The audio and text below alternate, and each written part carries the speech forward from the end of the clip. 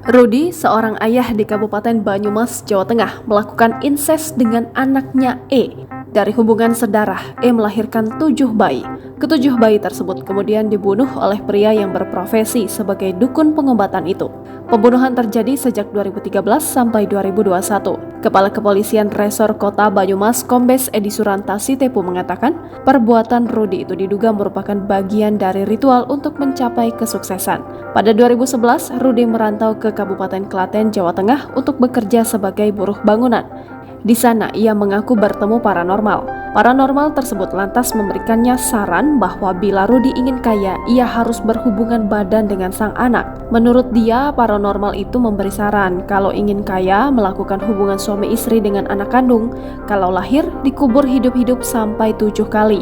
Ujar Edi menirukan perkataan Rudi pada Selasa 27 Juni 2023. Namun polisi tak langsung mempercayai pengakuan Rudi itu. Edi menuturkan polisi kini masih mendalami keterangan tersebut.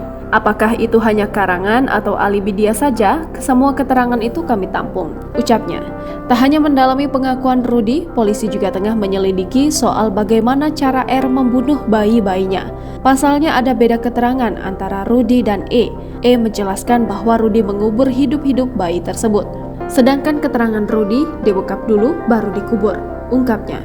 Demi menguak hal itu, polisi bekerja sama dengan dokter forensik dari Rumah Sakit Umum Daerah Margono Soekarjo Purwokerto, Banyumas. Untuk diketahui, Rudi mengubur bayi-bayi tersebut di kawasan kebun di Kelurahan Tanjung, Kecamatan Purwokerto Selatan. Ada 4 kerangka bayi yang sudah ditemukan polisi. Kini polisi masih mencari 3 kerangka lainnya.